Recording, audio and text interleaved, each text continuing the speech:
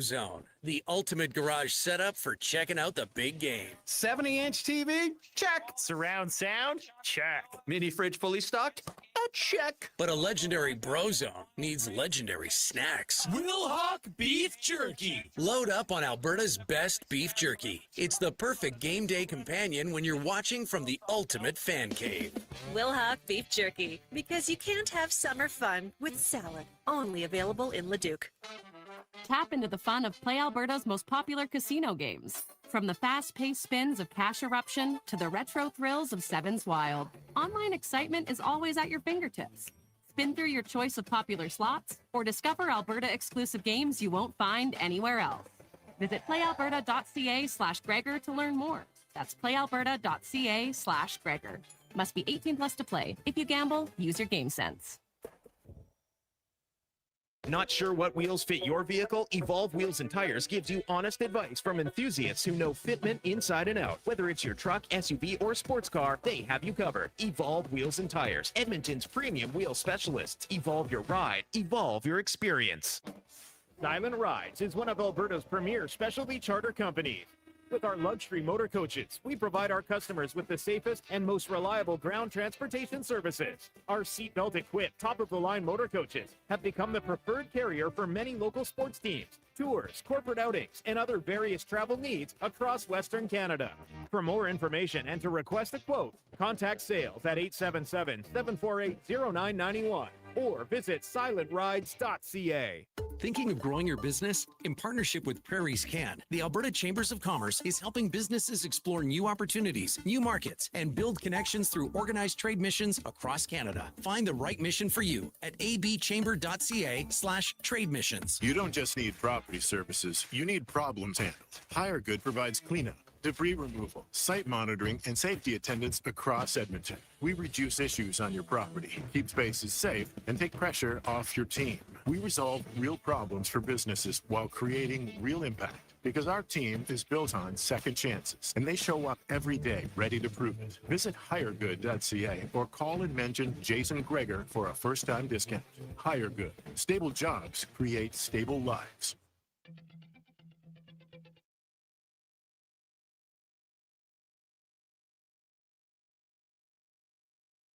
Breaking down the fine art of sports, one rep at a time. The Lowdown with Lowtide. Thanks for checking out Sports 1440. Presented by Wolf GMC Buick. We're making it easy. WolfGMCBuick.com.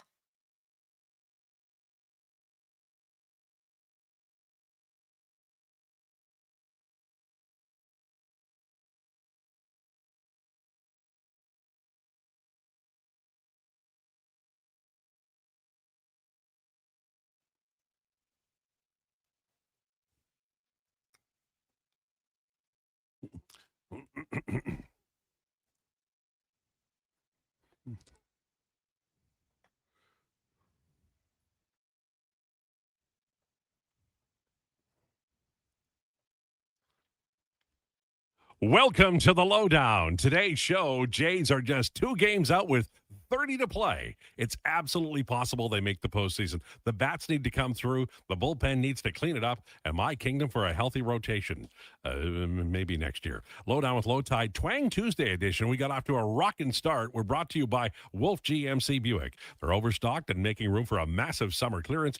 Plus, employee pricing continues. WolfGMCBuick.com. Our headliner of the day is Sean Bell. We are live on Sports 1440 and YouTube as well as iHeartRadio, Radio Player Canada, and sports1440.ca. After the show, we're on Apple and Spotify podcast. We also tweeted out on X. We're on Blue Sky as well. Sort of. I'm on Blue Sky. We're on Twitter at Lowtide, at Declan Krueger, J Fenwick04, and Donovan Paulson. You can text us anytime, 833-401-1440. That's 833-401-1440. And we'll respond. Jays, NFL, week number 1, Elks, Oilers, little media talk, all straight ahead. Time for the introductions now. You may have heard that they're contemplating renaming Lake Ontario. Well, some people are contemplating renaming Lake Ontario. And it gave me an idea for the introduction. So here we go. If he were a lake, it would be the Manicouagan Reservoir in Quebec. It is Canada's youngest lake, and he is Canada's youngest great broadcaster. Ladies and gentlemen, it's Connor Spivak. Connor Spivak, everybody. Connor, how are you today? Oh, I'm doing pretty good. Feels great to be compared to a young Great Lake. Yeah, 1969, Manicouagan. So that's, I mean, as lakes go, that's just an infant, just getting started. Just like me. Yeah, there you go. If he were a lake, it would be Lake Superior, which is violent and houses waves that you normally see on the ocean. It's famous for sinking the Edmund Fitzgerald. Much like this man will eventually sink this show. Ladies and gentlemen, it's Donovan Paulson. Donovan Paulson, everybody. Much like I will sink this show. Okay, well, look, I'm just suggesting that some of your behavior with the text line, some of your language on air, I'm just saying that there's a little bit of a, you're anti-clergy, you're anti-Taylor Swift. There's a lot going on with you. okay, I get it. This is now an anti-Donovan agenda. It's but not. It's that we recognize that every time you crack a mic, our future is in danger. It's okay. Hey, we love flying by the seat of our pants. All right. If he were a lake, it would be Okanagan Lake in BC, widely considered Canada's fun party lake. And that's where you'd find Josh Fenwick. Josh Fenwick, everybody. I do love a fun time, you know. Totally fair. And you're at the right age to do it. I don't know what Donovan's doing over here. He's at the right age too, but you enjoy yourself, because guess what? When you're 60, you won't be able to move like that. So enjoy. If he were a lake, he would be Great Slave Lake, because it's intense and has a staggering depth. Ladies and gentlemen, Declan Krueger. Declan Krueger, everybody. Great Slave Lake because I'm African? No, the depth of Great Slave Lake is monumental. It's universal. I'm surprised they didn't teach you that in school. Okay. All right. I hope that's what you were referencing. Oh, come on. crazy direction to take that in, by the way. That was really kind of out there, but good on you. Do you guys not know about? Man, I got to ask the question. Do you guys not know how deep Great Slave Lake is? Well, I did not. Okay. However, isn't Lake? I thought Lake Superior was like the real deep one. No, or but like one of the Great Lakes. Yeah, Great Slave Lake is a massive, massive lake. Very, very deep. I thought everybody knew that, and hopefully they do now. We'll move on. All right, so let's start with this. The Jays are a team, Donovan, who are like I said 2 weeks ago, and I said last week, I don't think they'll make it. And they were winning, so you're like, okay, I don't think they'll make it, but maybe they will, because if they go 8-2, now in the last 10 they're 5-5, and they're doing what every team does, because it's really hard. You're playing other teams. Everybody has holes in their rotation. There's got to be 120 starting pitchers who are on the IR right now. So from this point of view, there are 2 out, I think, with 3 teams ahead of them, including the Guardians. Can they make it? And did they need, healthy pitching more than the bats, or do the bats remain the big problem? I think they need bats to get their together. Like Tide, if you look at their team ERA throughout the season, they're number 10. Yeah. That's a playoff team. Well, exactly, right? As much as we can look at the pitching and say it hasn't been healthy enough this year, and certain guys have had blow-up starts, and certain guys have been this, and certain guys have been that. X guy out of the bullpen's been no good. Like they've still been a really quality pitching staff relative to the rest of the majors. It is ultimately what's killed them this year. They've scored the fewest runs in baseball. And I love Vlad. He's my favorite player in baseball. I don't want to point a finger, but honestly, he's been poor. I think that's a fair thing to say. I wouldn't use poor. I would use atrocious. Okay. Even stronger word. Yes. Yeah. And I'm not sure that the season is salvageable, but he's back. And what we have to wait and see is a little bit of, like, if he could hit like a 3-run homer in every series, even, and they've won like 2 of 3 all along the way here. But if they could just get if they could win, 3 in a row, 2 of 3, that's how you do it. You've got to be able to I think, win 7 of 10. And right now they've won 5 of 10. Tide, if he could even hit a home run every 4th series, that'd be a positive. It's just such a bad year. It's been a horrendous year for him and for the Jays offense as a whole, truthfully. So, at this point, I'm so beyond he needs to get going. And, Alejandro Kirk's been a beast lately. Yeah. There's a couple of guys who are trying to keep this team afloat right now. They just need a little bit more consistency. If they can just basically be a collective average offense over the next 10 games, or really the next 30 games, and get themselves into position, I think really all you need to do, based on how these other teams have played, like this is basically, I think if you're 2 games above 500, I think you're in. Yeah. It's, tell me honestly, and don't lie, because I'll be able to tell because I'm looking in your face. Yeah. Do you think they're going to make it? No. Oh, thank you. I don't. I haven't thought for the problem is that they left it too late. Yes. And if they shouldn't be where they are. They scream of a team right now who just feels no pressure. No.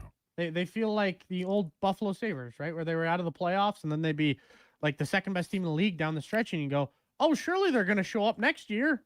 And then the pressure's on again, and then they're useless. That's how I feel about this team right now. It's you can credit some of the young guys who've come up, and Charles McAdoo and Brett Bateman's actually played some pretty good baseball. It's just, like when those guys are needing to play key roles because everybody else in your offense, for the most part, can't really cut it. That tells you all you need to know, right? So I don't think they're a playoff team. I think they have a playoff pitching staff. They just basically, to me, what needs to happen is the pitching staff needs to keep if it goes over 3 runs, game's over. That's what I've thought all season. Josh, do you agree? Do you think they don't make it, or are you still on board with them? As of right now, I'm still on board. Their last 30 games are all against teams below 500. I heard that on the Frenzy today. This is where I got that information. Connor, he reads. He's a smart individual. So I'm in still.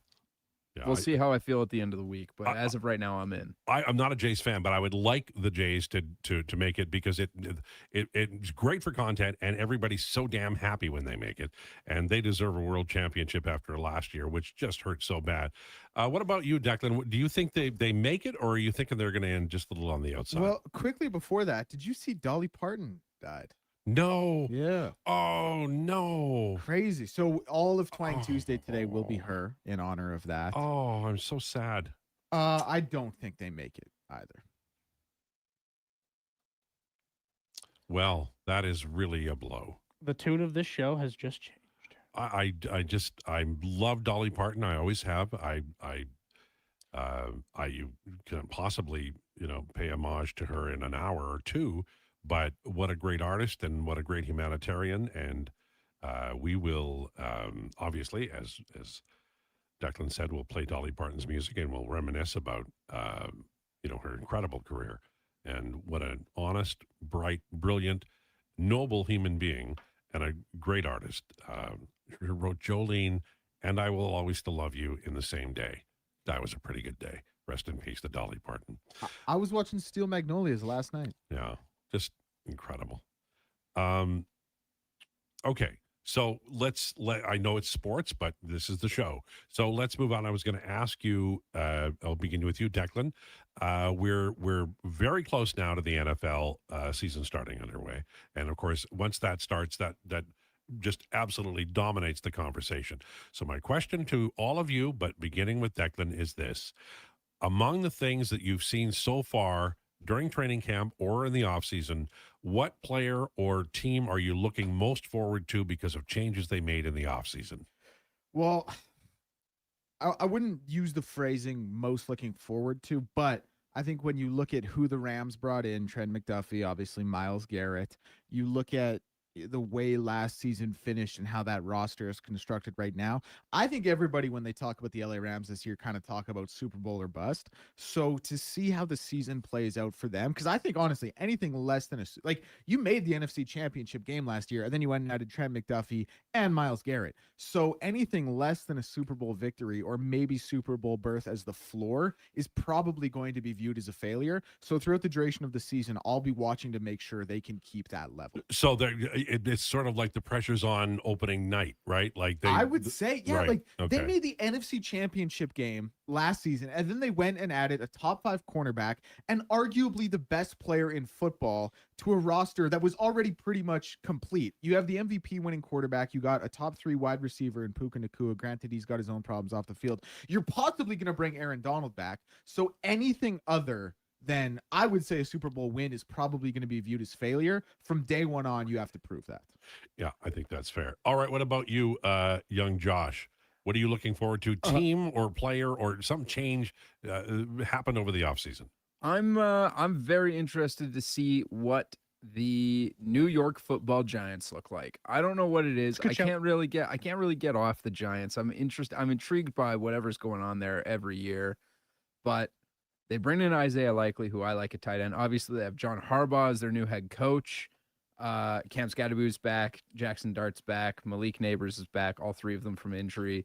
Like, I'm just really interested to see what this team looks like under the John Harbaugh regime. And then also, for whatever reason, they signed Najee Harris. But alas, here we are. All right. What about you?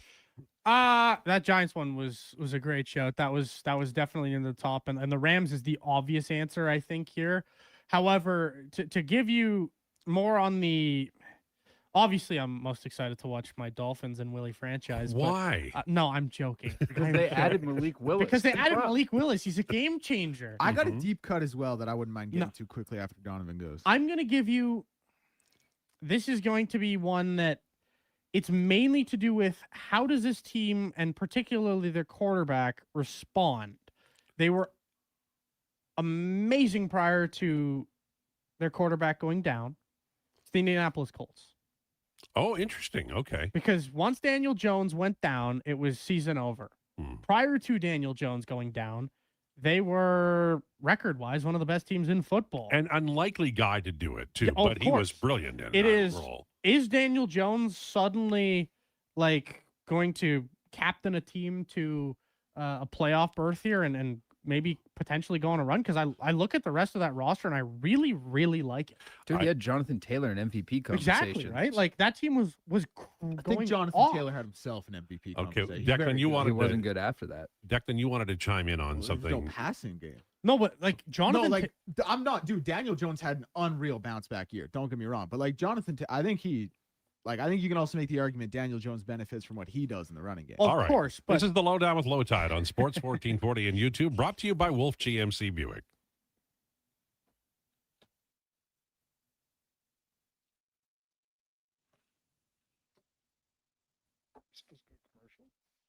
Is that, or were we just sent to break? I just went to break, yeah.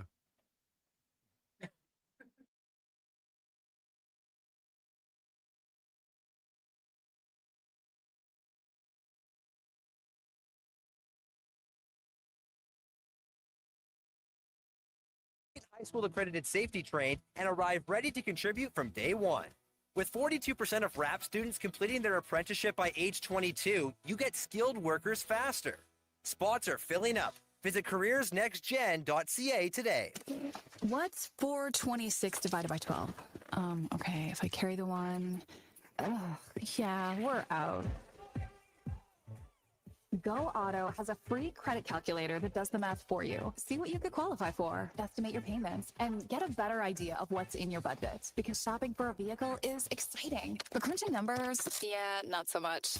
Text CHECK to 780-777-7777. That's CHECK to 780 all sevens. Love Pro Wrestling. It's the only place you'll find lumberjacks, short kings, mad lads, and a high-flying goose. LPW 51 hits the Rec Room South Edmonton Common Friday, August 28th. After a shocking betrayal at LPW 50, Marsh the Specialist challenges Ty Jackson for the LPW Grand Championship. Plus, Rich King and lumberjack Larry Woods settled their rivalry with a last man standing match. Whether it's a family outing, date night, or drinks with friends, check out Edmonton's wildest party at Love Pro Wrestling. TixR.com/Love Wrestling. You see it? Fusion Promo Marketing can make it. Fusion makes high-quality, memorable promotional products for businesses, sports teams, and corporate events. From vision to reality, get noticed and remembered. Fusion with a Z. Promomarketing.ca. DraftKings Casino is live, Alberta. Now you can play all your favorite casino games all in one app, from the Badlands to the Rockies. Check out the DK Slots collection with thousands of games to choose from. Play the classics like Cash Eruption, or take fan favorites for a spin like the widely popular Cash Shingo series. If table games and more are your thing, DraftKings has a huge variety. Plus, they've got more than 100 exclusive games like Rocket. And when it comes to jackpots, DraftKings Casino has tons available on your favorite games, including single-level, multi-level, and progressive jackpots. When you're ready to join the fun, download the DraftKings Casino app now in Alberta. The crown is yours. Please play responsibly. 18 and over. Physically present in Alberta. Eligibility restrictions apply. See casino.draftkings.com for details. If gambling is affecting your mental health or well-being, 211 Alberta is here to help. Call or text 211 or visit ab.211.ca. Standard message and data rates may apply.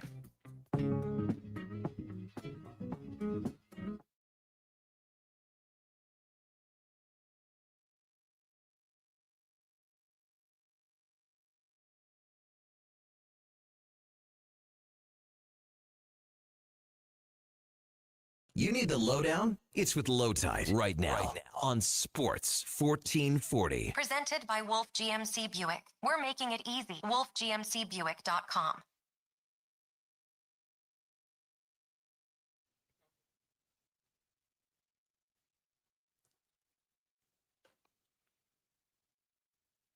It's 12:18. This is the Lowdown on Sports 1440 and YouTube, brought to you by Wolf GMC Buick. I think this might be the nicest summer day we've seen all year. It doesn't feel like it's going to be thunderstorms tonight, and we definitely have, nice warm day. I could use a little breeze, but maybe we're going to get a really good late August and September. Edmonton deserves it. There's no doubt about that. It's time for Rumors, brought to you by Hire Good. We solve real problems for businesses, creating real impact. We reduce issues on your property, keep spaces safe, and take pressure off your team. Go to hiregood.ca. Hire Good. Stable jobs create stable lives. It's, obviously a long off season for Edmonton Oilers fans. And, we've had a few little trickles of information. Leon Draisaitl interviewed over in Germany, talking about Mike Babcock and how much the players are looking for, at least the leadership guys are looking forward to it. We know Darnell Nurse is no longer in Edmonton, and they've got some free money, which we've talked about at length during the last, I don't know how many months since they made the deal, I guess July 1. Shay from Hamilton says, afternoon, Lowtide, I was reading an article you've recently written. You suggested the Oilers trading for Cutter Gauthier from the Ducks after Bowman's rid the team of Nurse's contract over the summer. Wouldn't this be able to reshaping the salary and putting themselves right back into the same situation as before? Well, a lot of people have said to me, you're suggesting that they trade for Cutter Gauthier. The article didn't say that. It said that they couldn't afford to trade for Cutter Gauthier because of what you just mentioned. Why would you upset the salary cap so badly when you've had so long with a salary cap issue, and now you've gotten rid of it? The player that I suggested in the article cost far less, and so I absolutely, I don't think they have the assets, and they certainly don't have the room to make that deal. There is another player who could be out there in the article that I mentioned, and I think that I really do think that it's important that they get another player who can push the river and who can make a difference. Because if Mike Babcock is running McDavid and Draisaitl together on one line, then they really do need a difference maker on the other line, which I guess would be Zach Hyman. But, Hyman is a little bit older. He may not be able to take that role. Ryan Nugent-Hopkins, also a little bit older. I think eventually they'll run Draisaitl and McDavid apart, but you could still use, say, a winger who's a goal-scoring winger and a difference maker. That's what they have to use that money on. They can't go get bits and pieces. They need a real guy. Adam Henrique, fine player. You need to aim higher. And quite frankly, Jason Dickinson, also a fine player. But with this money that they have, they need to aim higher, and I hope that they do. That would seem fair, right? If if you are now transitioning away from the older players, which includes Nugent Hopkins and Hyman, it might be. I like Savoy a lot. I like Pod Colson. I like Ike Howard. But if you could get a guy, and then maybe even if you only rent him for a year and a half, doesn't that make more sense than spending the money in bits and pieces? Like it's very situationally dependent, right? Like it depends on what guy you're getting, right? Like sure, and what's out there? Like we don't know Exactly. some of the names that have been mentioned that are out there may not be there. But if you've got a chance to get a guy, even if you overpay or even if you give up several draft picks, it would be a good idea to do that. I would give up a lot of draft picks for some of the potentially available talent out there. It's just what is the availability of some of these players, right? In the Anaheim Ducks, I doubt they would trade with the Oilers now. No, after and I don't think their they playoff trade Gauthier, series. you know. And they wouldn't. They'll I let don't him think- sit, right? Yeah. Well, Gauthier will choose to sit. Yeah. I think a lot of people are underestimating just how much leverage that player has over the team. That said, I don't see have you seen the players they're trying to trade? There's not much there, and they're making a lot of money. Of course, they're going to have to give up a lot. I wouldn't be looking at the Ducks per se, but there are some situations around the league where you can still look to try and capitalize on a team who's got a little available player, maybe who you can pry out for not that much, or there are still some teams out there who I would look and I would say, do I like this player enough to just straight up give out a big ticket for? Like there's a lot of potential options here for the Oilers. I don't know. I still don't mind like the Vladimir Tarasenko route. It just all depends on if you believe in Isaac Howard or not. Yeah, I don't think if you get Tarasenko, then we can assume Howard is on the way out of town at some point, right? Yes, very I much, think yes. that's fair. Yeah. The Oilers themselves. We're talking to Sean Bell at 1:00 today. We'll talk to him a little bit about what Babcock might need. I think they need a right-handed center because Babcock does like to have sticks on the board. So I think there's going to be a left-handed defenseman who might be available. As Donovan says that it's possible that Ike Howard heads out if they sign a veteran, but for right now anyway, it's sort of all conjecture. And Draisaitl's comments are good, but part of the problem the Oilers had last year wasn't playing defense well or going several games playing defense well. It was being able to sustain it over a long period of time. And that, look, I'm not going to make excuses for them, but they lost all their centers in the playoffs. But we didn't really see them play strong defensively after a brilliant run they had late in the year. They could never get it back, and that's a shame, whether it would be injury or inability. I think Babcock will bring some intensity to that, and that will help, but they've got to be they can get that, they can get the defensive play down. We've seen it, but they don't have the sustain, and that will be what Babcock and DJ Smith need to do next year, because that's the key. Absolutely. Right. Yeah. I think everybody and their mother realizes at this point that if the Oilers don't become a better defensive team under Mike Babcock next year, that it's not looking too hot, right? Like they need to improve big time defensively. There's a lot of different ways that they can do that.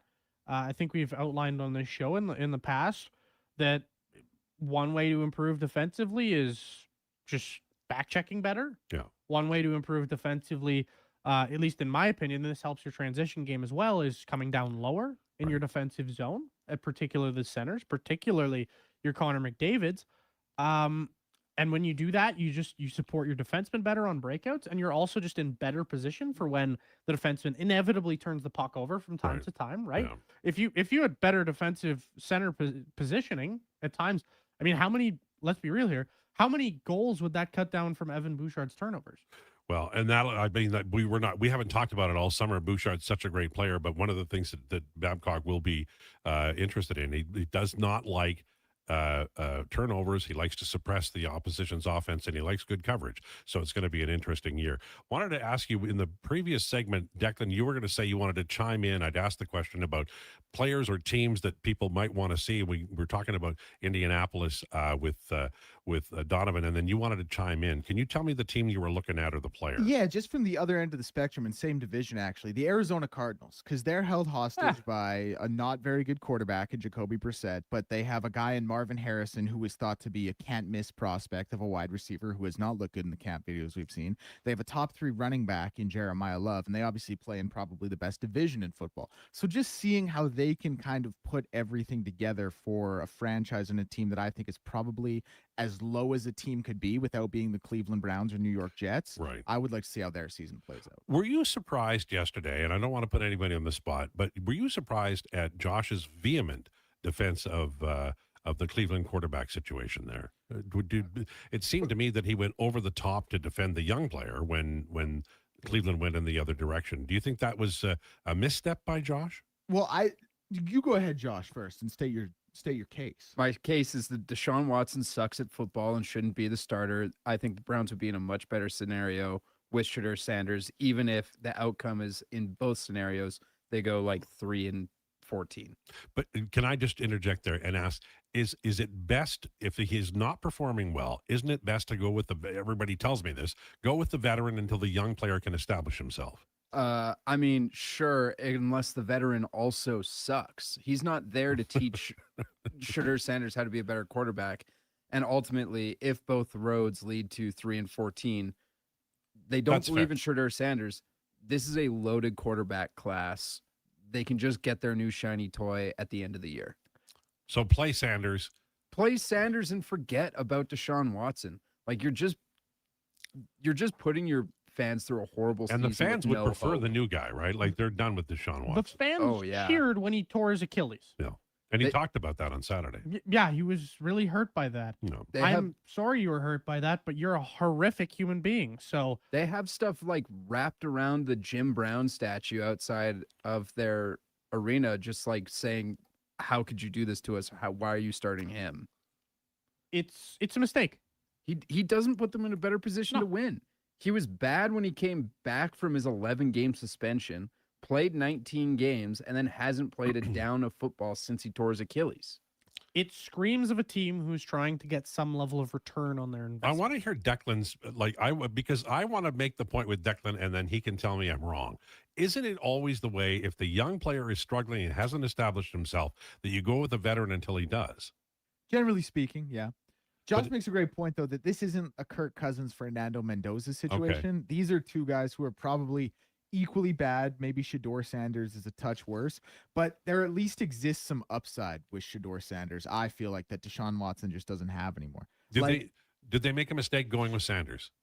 Like drafting him? Yeah. I mean, probably. Hindsight's always 20/20. It's tough to look back now, even though he was a 5th rounder, and say they nailed that one. Yeah. He hasn't been able to do anything. And of the camp videos we've seen, I would say he's probably looked like the worst quarterback. So final question, then I'm going to move on because George wants me to talk about something. If you, let's say you get married, you have a child, the child is quarterback, child gets drafted by the Cleveland Browns. Do you tell him to play for the Saskatchewan Roughriders instead? Well, I would personally. No, but don't you think some of these teams ruin guys? And I know they have to take the money. I know that. No, 100%. But I would maybe argue that like the teams and the franchises who ruin quarterbacks on a grand scale are fewer and further between than the inverse. Okay. We've had that conversation so many times, and I think every one of us in this room disagrees with you. That's okay though. That's called what I want. Yes. Yes. I'm not saying that Sanders should be held back for a year if they believe in him. But everybody tells me he had a very poor camp. He's not good. Right. But it's Is he J.J. McCarthy bad? No. I'd say they're actually pretty comparable. That might be somewhat comparable. But, like, at the same time, wouldn't you rather just make sure that he's bad than play the guy who you already know is terrible? No? Like, this is legitimately the same thing as Trey Ford. Wouldn't you rather know that he's bad? I thought Trey Ford was terrible. And then he had a great game the other day. And then weeks ago. and then they didn't play Trey Ford, and then they had to sign him because they were worried that he was good.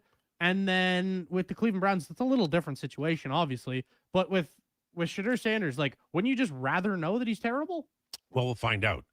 or not this year. I mean, whatever the right decision is, Cleveland won't make it. So we'll know by that. Probably, yeah. But the rest of that roster is actually quite good. It's just they need a quarterback. The thing about arguing about quarterbacks in the NFL is wait a week, and then the backup is usually the starter because somebody got hurt. Dumb statement of the day by Lowtide from George G. You have to be more specific. I mean, I say a lot of things about a lot of things, but he did say transitioning away from Hyman, dumb statement of the day by Lowtide. And I'll just say this, George, that I'm not suggesting they do it because of Zach Hyman's play. I'm saying that as you age out, you are no longer able to do certain things. We saw it last year. And I love Ryan Nugent-Hopkins as a player. But in the second half of the year, they moved young Matt Savoy up to the McDavid line, and he was more productive than Nuge was on left wing on the top line.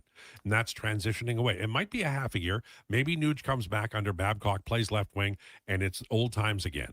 And I'm not saying that Zach Hyman should be on the third line to start the year, but I am saying if you look at this roster and you've got a 33 and 34-year-old winger who you are counting on, then you really do have to have somebody in the pipeline, Savoy being an example, possibly Ike Howard being an example. But if there's a guy out there who you could get and you could acquire and incorporate under the salary cap without hurting yourself, I think you'd move heaven and earth for that. Not because you want to replace Hyman today, but because you know the day is coming, like Nuge, where they're no longer able to do the things you counted on them to do. That's my point. But don't you think it's a little different, though?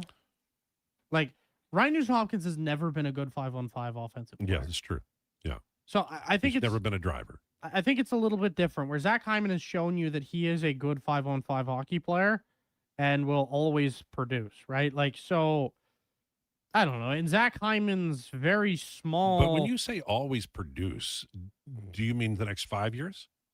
Well, no, but like that's my point. Has Zach Hyman showed you that his production is going to be so dramatically different? Well, what he's shown me so far is that he may be getting hurt more often. He missed, Sure. 15 games this year? Yeah, Yeah. but that's as a result of what happened in the playoffs last year, freak accident. Yeah. But it also is associated often with age. Sure, but he also had, let me just double check. Him compared to Ryan Nugent-Hopkins, okay? He played Zach Hyman 58 games, right? Mm-hmm. Ryan Nugent-Hopkins, he played 72 games. What was their difference in 5-on-5 points? I don't have it in front of me. Hyman had 5 more. Okay. Hyman had 27 5-on-5 points in 50, what did I say, 58 games? Nugent Hopkins checked down from the McDavid line, right? But he wasn't producing on the McDavid line either. Yeah, that's what I'm saying is that eventually that will happen. I don't know when it's going to happen, but Zach, and I'm not saying right now, but I'm saying if you've got a chance to go out and get a guy, like the second line right winger right now would be who? Kapanen? It might be. Yeah. So I'm just saying that when you look at this team, you can't assume that it's all going to be, sunshine and lollipops, for the next 10 years. Hyman last year, he didn't play much away from both Draisaitl and McDavid. But when he did, and he was on a different line, he had a 55% goal share and looks like a 48% expected goal share. Those are good. Those are absolutely fine because you're playing with whoever the third line center on the Oilers was, not a great player, right? We can agree with that. Yeah. So I'm not saying Hyman this year is the problem. And I think that Ike Howard should be the guy to see if he can move up. But if there's a guy out there, and I think there might be a guy in Columbus, I don't know what he's going to cost, I'd at least make the call and try to make the deal. My thing is you always want to improve your team. I don't care.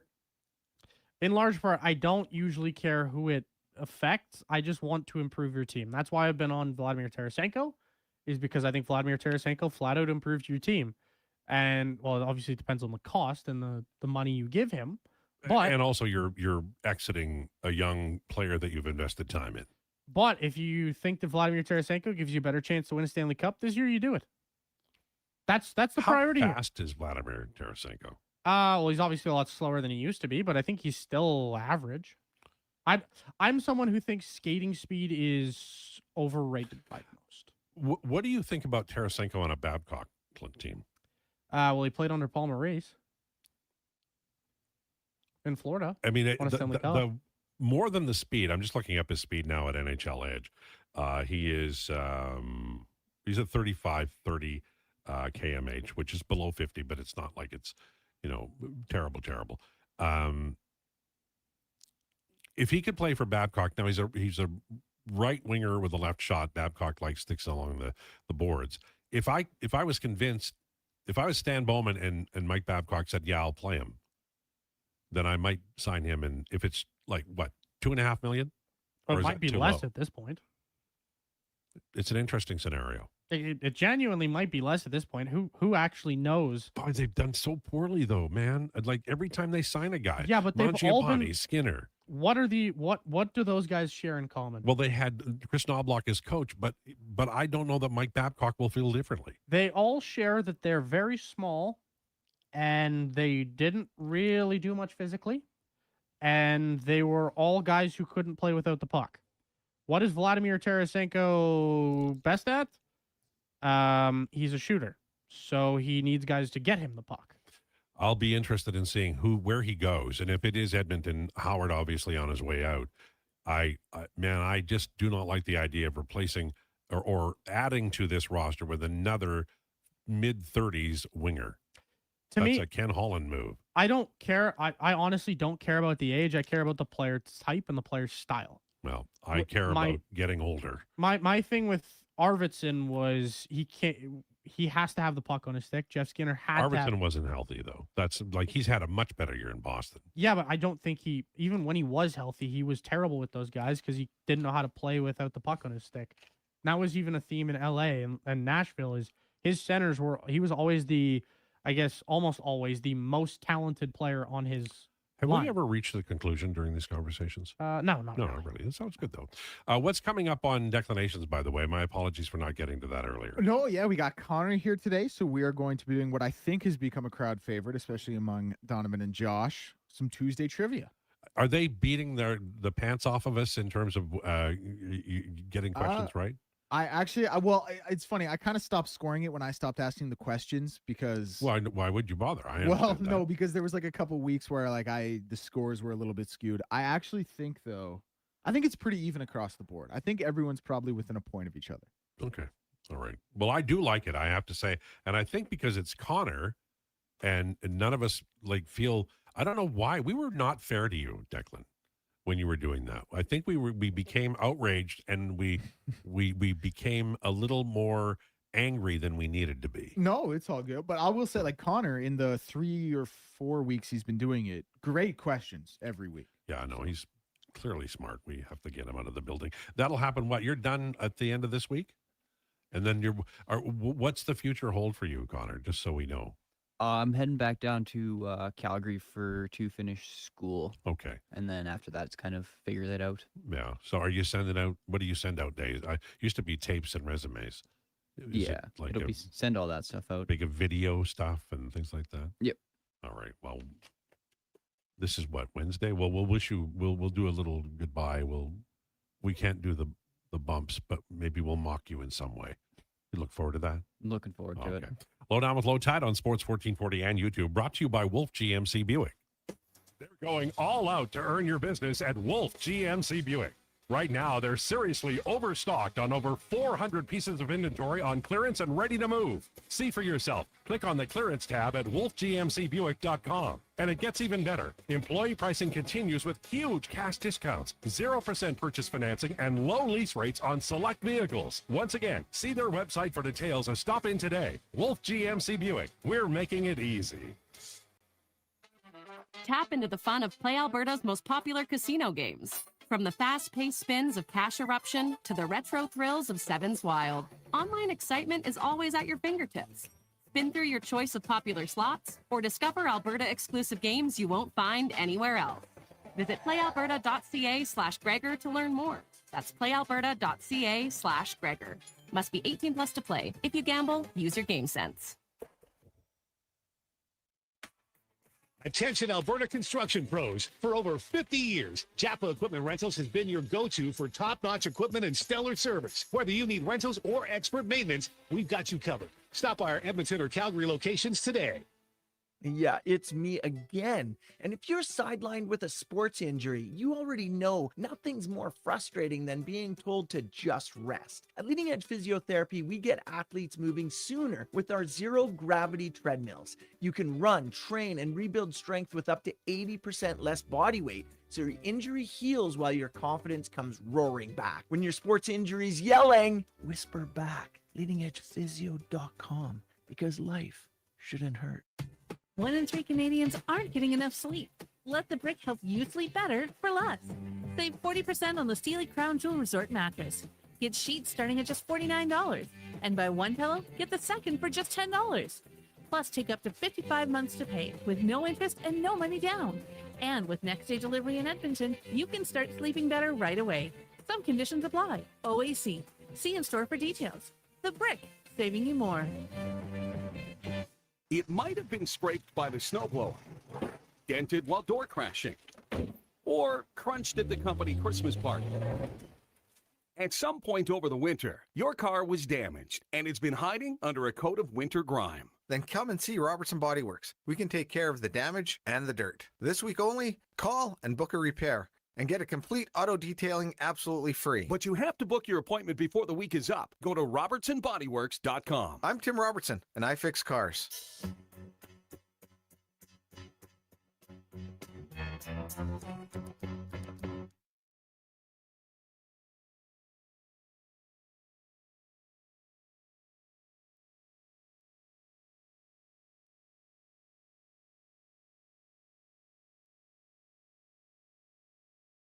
The Lowdown with Lowtide on Sports 1440. Author, musical connoisseur, sports know-it-all.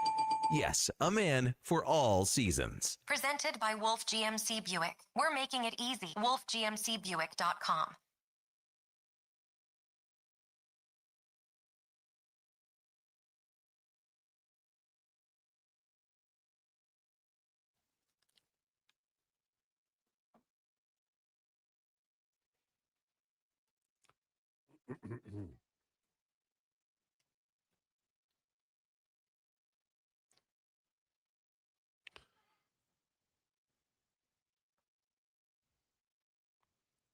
Lowdown with Lowtide on Sports 1440, brought to you by Wolf GMC Buick.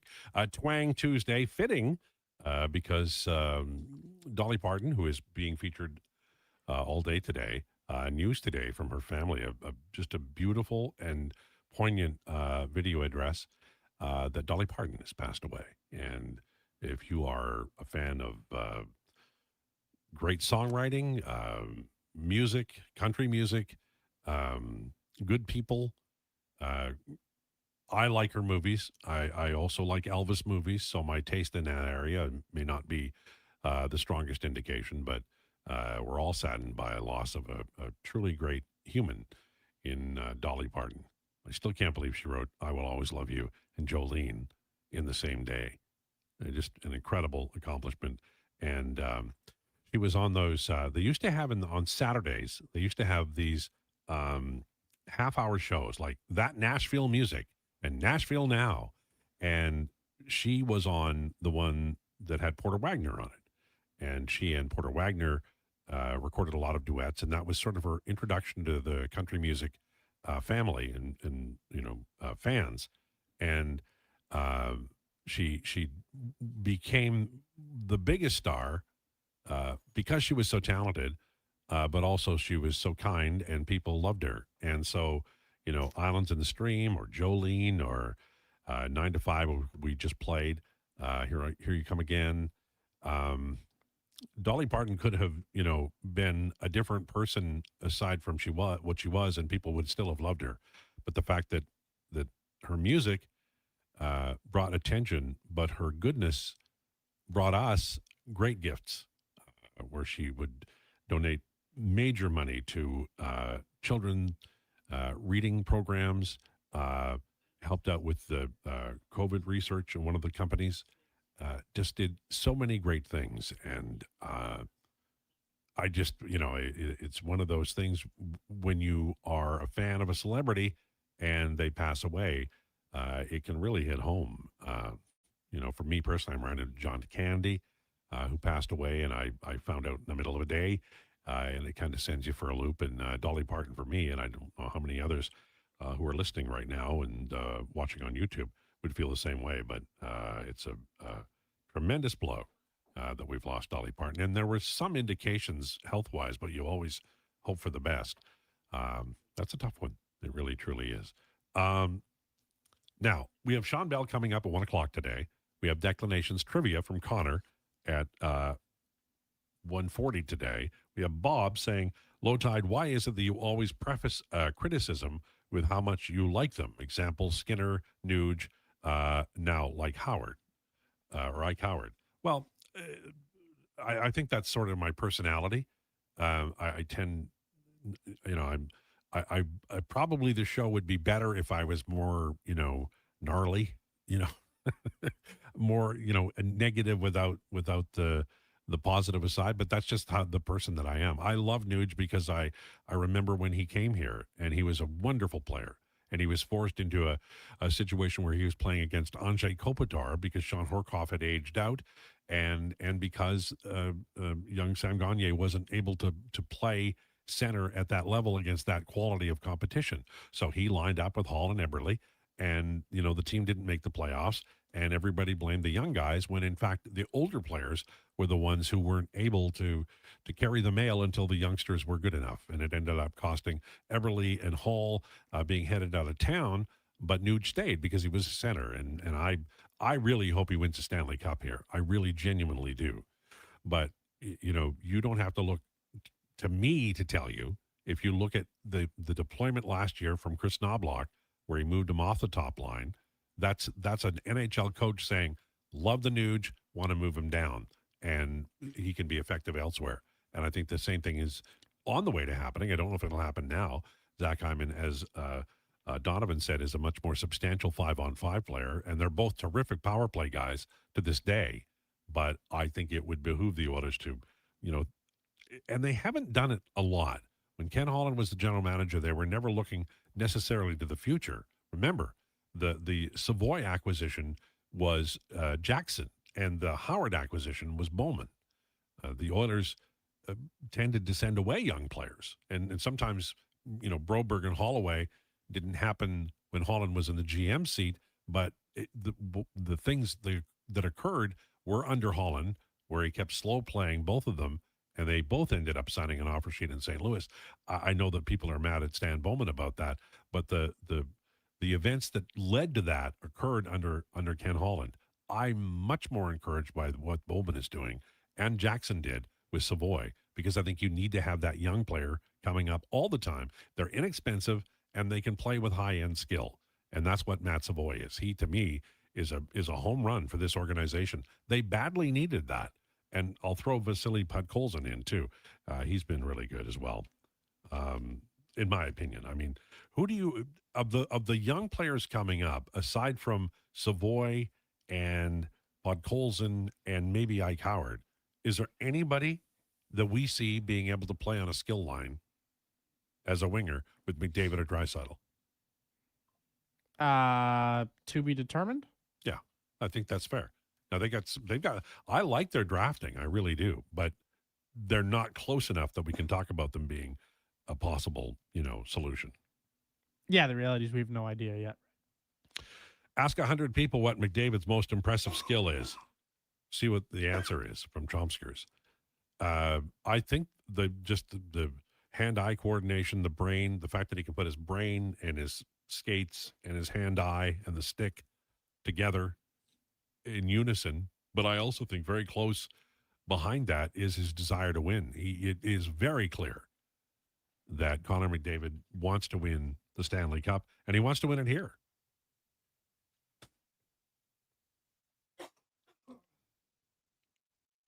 It was, Jay said, it was when David Bowie died for me.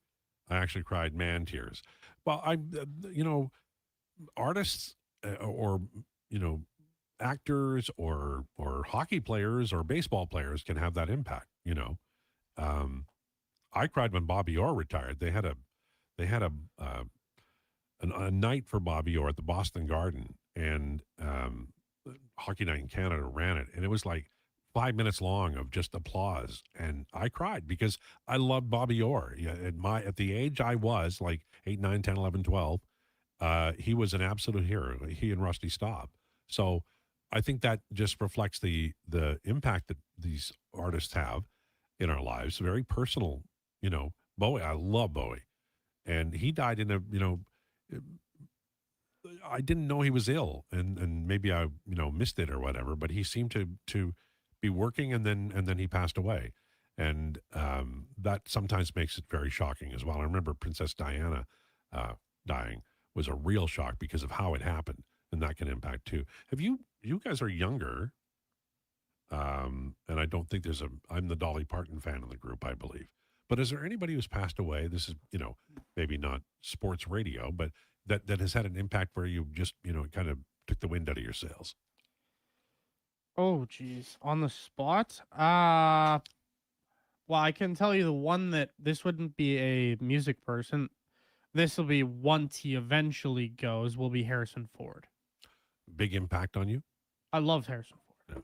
Harrison Ford as a kid was, listen, Star Wars as a kid was awesome for me. I love Blade Runner. I love basically Indiana Jones. Basically every movie Harrison Ford's ever done. That will be a devastating one for me. Yeah, he's a great actor. One of my favorites. No. So that one, currently to this point, probably not as maybe cold as that sounds. It's but I mean, it's about impact, right? Right. And You can't I'm still in my fake that. early 20s, Sure. right? Like, yeah. What about you, Declan? Anybody? Yeah, the biggest one for me, well, there are actually two. One was Kobe, just the Yes. nature of how it happened. That's of a course. really that would I Yeah. understand why it would, because it was such a sudden thing. Yeah, and then the other one for me was a rapper. I was a very big fan of a guy by the name of King Von. And it can impact you, right? Like the text said that he cried when Bowie died, and I get that. Like I understand that's a person who had a impact on your life. And what about you, Josh? Anybody for you? No, like when Kobe died, yeah, it was sad. But like when Sylvester Stallone does pass away, I'm taking a day of bereavement. Yeah, it's because you guys are like when you're like Declan's a little, just a hair, not much. Yeah, Leon Dreisaitl's number. Not much older, but I think that his Kobe comment is like, it is the person that you don't expect, because of their age or whatever, that sometimes really does impact you. there's a lot of tough ones that I think we all know are around the corner, but Yeah, we don't want to. yeah. Lots of them coming in. Clint Eastwood will be a tough one. Carrie Fisher from that was from Trent Wilhock. Of course, Wilhock beef jerky. which is really good. Alberta's best beef jerky. Nay, Canada's best beef jerky. Exactly. Karen passed me some beef jerky the other day, and I got to get her some Wilhock because I don't think she knows what good beef jerky is. I don't think you know what good beef jerky is until you've had Wilhock, truthfully. No. I never liked beef jerky until I had Wilhock, actually. Okay, well that's crazy. Yeah, it's not that I shouldn't say I'm glad it I converted didn't you. think it was that good. I didn't understand the hype, is what I should have said. Okay, I get that. And then I had Wilhock, and then my mind exploded. So who wants to into go on a Wilhock run? No, happiness. jeez. Okay. Hour number 2 on the way. We're going to talk to Sean Bell, not about Wilhock. We're going to talk to Sean Bell about sticks along the wall, about the intensity of coming to a camp where if you are a young player, you're trying to win a job, and there's a new coach, and everybody's signed to no movement clauses. How do you make an impact on the coach? We'll ask Sean about his experiences at NHL training camps. And then, of course, we're going to have declinations. We'll trivia with Connor. And it's always a fun time because he asks great questions. All straight ahead. Lowdown with Lowtide on Sports 1440 and YouTube, brought to you by Wolf GMC Buick. It's time for an update with Declan Krueger. The Sports 1440 update. Brought to you by elksnation.ca for the best green and gold coverage online with articles, podcasts, and more. Visit elksnation.ca. Toronto Blue Jays have placed Shane Bieber on the 15-day IL while recalling right-handed pitcher Chad Dallas. Elsewhere in the sporting world, PGA Tour Commissioner says no path back planned for live golfers, and the Saskatchewan Roughriders have signed former top rookie Shamar Bridges following his release from the Hamilton Tiger Cats. MLB action will get going today at 4:40 with the Red Sox and Marlins, as well as the Rays and the Tigers. And the Jays in action at 5:07 as they play host to the Royals. Max Scherzer on the bump in that one. Late games tonight in the MLB. We'll see the Phillies and Mariners and the Pirates and Padres at 7:40, and then the Reds and Giants at 7:45. 3 games today in the WNBA. The Chicago Sky and Connecticut Sun at 5 o'clock. The Portland Fire and Dallas Wings at 6. And the late game at 8, we'll see the 22-15 Washington Mystics in Phoenix to take on the 13-24 Mercury. I'm Declan Krueger. This has been a Sports 1440 update. 1440, Stingray radio station. CHJR broadcasts from West Edmonton Mall and Wetaskiwin. Download the free Stingray music app and listen wherever you go. Are you a skilled laborer? All Star Construction wants to talk to you. A heavy equipment operator with Traco or backhoe experience? All Star Construction wants to talk to you, too. With work in and around Edmonton for local land developers, All Star Construction offers year-round employment. Whether it's power, gas, or telecom, developers rely on All Star Construction to get the job done. So if you're a skilled laborer or a heavy equipment operator with Traco or backhoe experience searching for work, search All Star Construction on Indeed.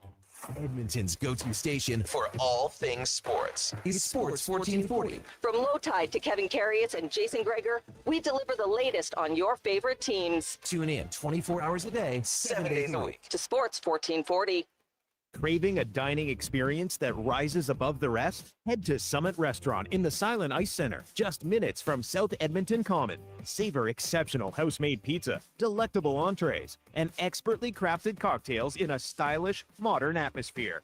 Perfect for a casual meal or a special night out. Summit offers a refined experience where every bite and sip reflects our dedication to quality. Elevate your dining experience. Make Summit Restaurant your destination tonight.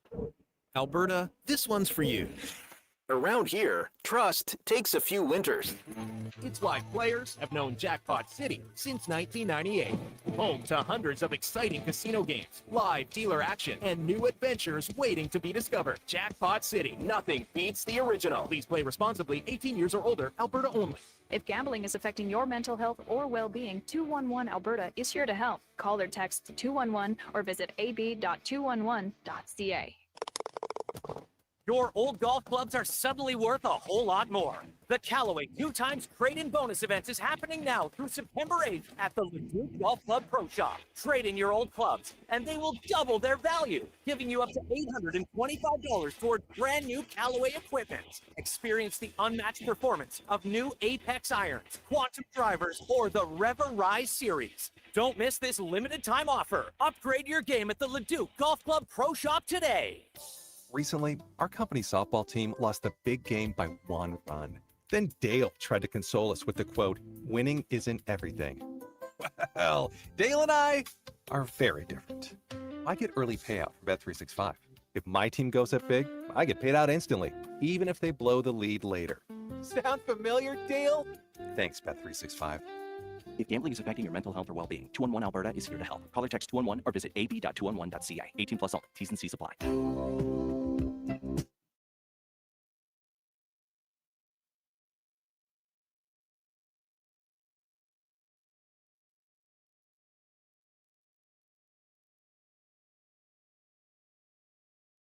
The Lowdown with Lowtide on Sports 1440. Can you fit Sports Encyclopedia on a business card? Presented by Wolf GMC Buick. We're making it easy. WolfGMCBuick.com.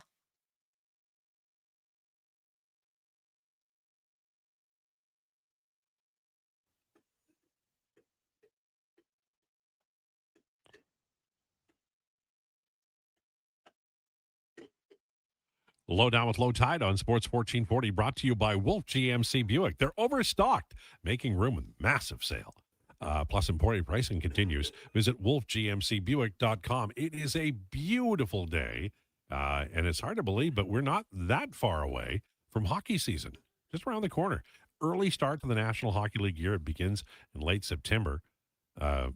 young Lowtide would not believe that. Of course, young Lowtide would not believe the NHL goes until late June either, but there you go. But it's a lovely day. We're enjoying it, but we are going to talk a little hockey. It is time for our headliner of the day, Sean Bell, brought to you by Faber. Dad holding you back. Let Faber's licensed insolvency trustees help you tackle your debt. Book your free consultation at faber.ca or call 1-877-944-1177. 944-1177. Sean Bell joins us. How are you? I'm doing good. Believe it or not, a young Sean Bell wouldn't believe that hockey season's right around the corner. And I guess, can I call myself a medium Sean Bell? Sure. I can't believe it's starting right away. Like it feels like it just ended. And now that the sun is out and it's hot, and I'm like, oh man, I feel like I should just be out like in a patio or a pool somewhere. Yeah, it's. I remember talking to my friend Ken Simpson, who played in Europe for a few years, about like when the guys head to Europe. We've talked about that before, but I remember, like, I when he said that, I'm like, how do you even begin to get ready for hockey season that early? But I mean, guys nowadays they're training like crazy, and we'll begin to see folks coming in and looking for ice time, and I don't know if the Perry Pern still goes under what name it is now, but you as a former NHL player, you probably know well more than anybody when these cats arrive in town, right? Yeah, I mean, Perry Pern's still going on, so guys are slowly filtering into the city, and they're looking for ice. I mean, we talked to Jordan Martinook probably a month after he won the Stanley Cup, maybe 3 weeks after he won the Stanley Cup, and he probably only took another 2 weeks off, and then he was right back on the ice. I saw him at Sound Ice Center, every couple days, and guys, they have to make sure they're ready to go and be fit to play, because the minute the puck drops, everybody's vying for a spot, I guess is the best way to say it, and nobody's really safe ever, unless you're like Connor McDavid or Leon Draisaitl. Yeah. The question I had for you this week, I wanted to talk to you. We've talked a little bit about it, but the players are coming in, and I mean, it depends on, I guess, where you are on the roster and if you're on the roster. But we're all talking about lines and pairings and sticks along the ice and forechecking and how important foot speed is. And like, I understand why we do it. I talk about it. I write about it. I try to make sense of what I'm thinking, but the fact is, we really don't know. I looked at it, and Mike Babcock has had success with slower players. He's had success with really young players. And so, if we frame Babcock's training camp procedure or how he's going to proceed, I don't think we'd be accurate. We simply don't know, right? Like, we can say all the things that he did before, but each individual team, certainly this one, would be different for Babcock. Yeah, that's a very true statement. I mean, as a coach, you have ideas of the way that you want your team to play, but then when you show up to training camp and the personnel maybe doesn't meet the system, well, now you have to start to adjust what you're actually trying to do so that the puzzle pieces can fit. Because if you got a team that you're like, hey, I want to be a high forechecking team and we're fast on the puck, but you guys are slow, well, that's not going to work very well. So it's all about adjustment and being able to adapt to new situations and the players that you have. Yeah, I'm just fascinated by this. I don't recall. I remember when Pat Quinn came in, but Quinn was in a different situation. They were a team that, they had like 5 centers who were under 23. They were just a completely different team, and it was going to be a difficult climb simply because of the youth on the team. This one, I mean, I can point to the lack of a right-handed center, the fact that there's 4 legit left defensemen and only 3 real slots that can be used at. I mean, I wouldn't be surprised if they went with 3 goalies and 8 defensemen. There's a lot of questions about this roster, and I do wonder if once they get to camp, we see some movement simply because they don't have a right-handed center and they're really overloaded on the left side of the defense. Yeah, I mean, they definitely are, and that's the way the kind of the roster construction is right now. But if you go back to some of the words that Stan Bowman said, he's like, well, we're probably going to tweak the roster, and the roster that you see today isn't going to be the roster you see, come trade deadline. And so that's one thing right there that you can immediately just go, okay, well, maybe they are going to bring in a right-handed center. Maybe they are going to do something a little bit different. But yeah, this roster is not going to be the same, I guess, once we get to the trade deadline.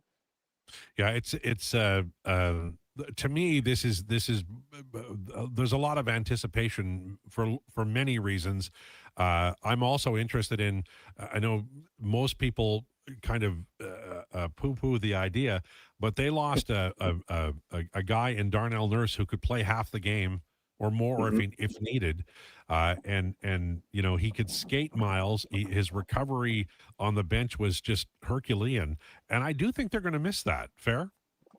Yeah, it's a very fair comment. I mean, when you give up guys that have played in the NHL for a long time and they're minute munching defensemen, that's a big deal. And I understand that, he had his trials and tribulations, and there's days where we could have said, hey, is his defensive game up to snuff? Well, the reality of it was that he was a 20-minute defenseman. He played in the league for a long time, and he's a serviceable guy. And that's why, teams like San Jose went out and tried to get him. So I do think they're going to miss him a little bit, and there's going to be some of the other defensemen coming in. But at the same time, I do feel that they may have shored up some of that defensive prowess, if you will. Yeah, we're at a point in the offseason where I think we've stared at this roster so much. We're looking for news, and it should come fairly soon. When you would go to NHL training camps and they do the fitness testing and you're on the ice and the coach is either pleased with you because of your conditioning or not, or you can kind of get a feel about where you are on the depth chart. Is it a matter of, with a new coach coming in, I'm thinking about your situation and how many new coaches you would have had. Is it a situation where almost immediately where you are in the pecking order, or does it sometimes take a little bit of time to suss out who's maybe got a chance to make the NHL and who's probably going to head to the AHL?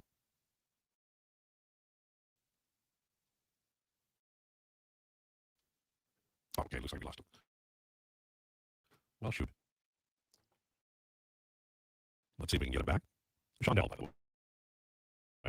Lowtide, just from the point of view of a guy who's, a lot of the things we're pondering, he's gone through. Getting to camp and looking for an opportunity. And, I don't know if you've ever read some of Don Cherry's books, but Cherry was vehement about his dislike for when the Toronto Maple Leafs would punch him like would bring in everybody. The NHLers would practice with the NHLers, and the Rochester Americans, which was the AHL team, they would practice afterwards, and they would never see the NHL players. So it was like, you're not good enough, and you're not going to see that group, which I think is, I look at that and I go, that's wildly unfair, but that's the way they did it in the 1960s under Punch and Lack. I know it's different now, but they do, after a time, they start splitting the roster up. Do we have it? No, we don't. Okay. And I think that with this particular team, I did it today on the blog where I listed the certain Oilers, the uncertain Oilers, and the distant Bells. And it's pretty easy. If you really wanted to, you could get your 23 man. I have 19 certain Oilers, and then I have Szymanski as an uncertain Oiler.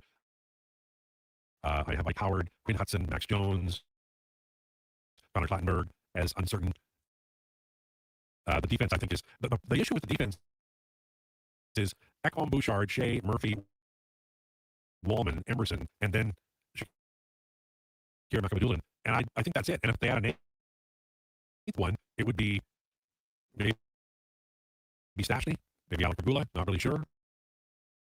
But bottom line here is that this is a roster that could be set.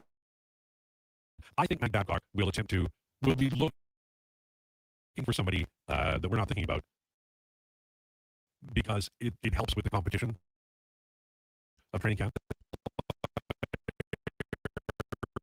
who's doing well and might make the team. That might benefit the coach in motivating, and that's what That's what the Edmonton Oilers have said they need, is motivation and discipline, and that's why Mike Babcock is there. Okay. I can't believe you're arguing speed doesn't matter and it's overrated.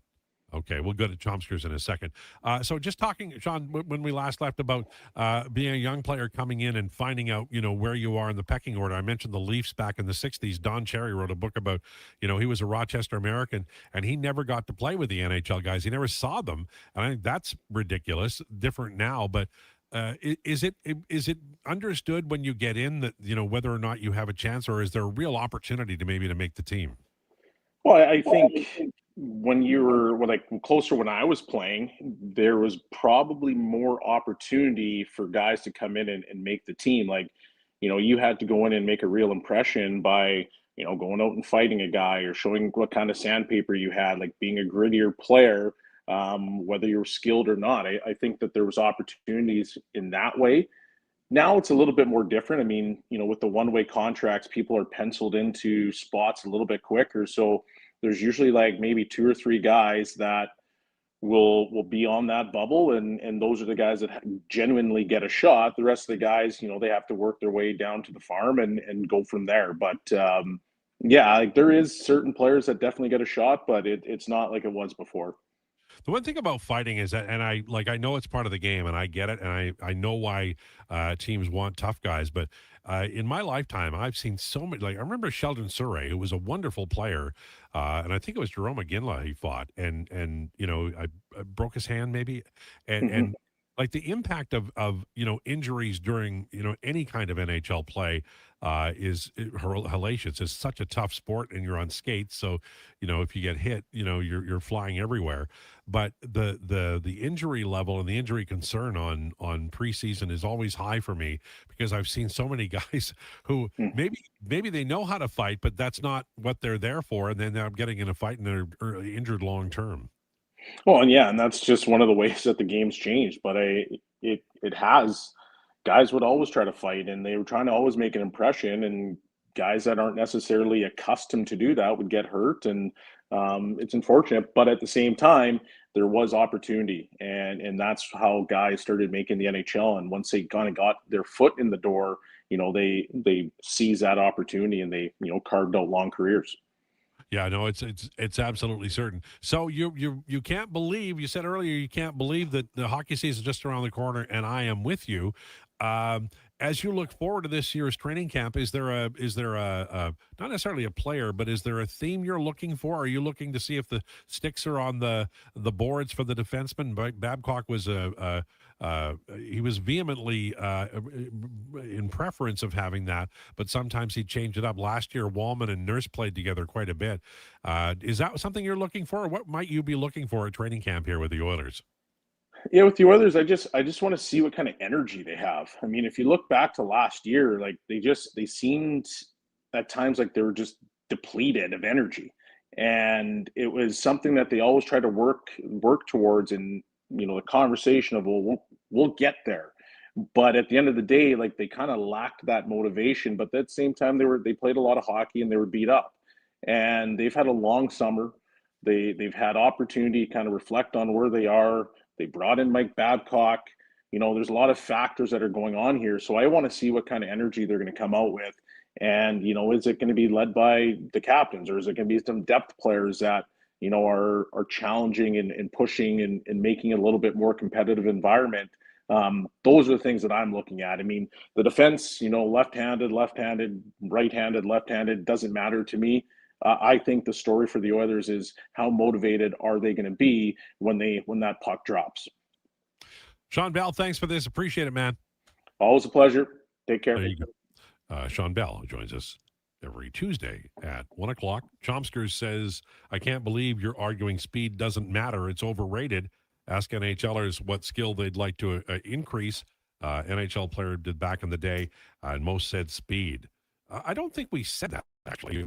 We didn't argue that speed didn't matter. I said it's overrated. Some players can be very fast and not be good NHL players. A guy like Cole Kepke in the top 10 in NHL speed, I can tell you firsthand, not a very good player. Not a shot at Cole Kepke, it's just an unfortunate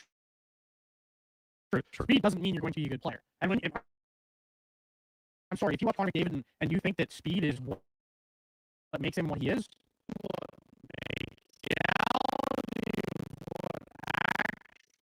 makes his game, what makes him so special is his hands and his ability to maintain the puck unlike anyone else at that speed. Yeah. And the fact that he can keep his hands moving and his feet moving all at the same time while being under that speed.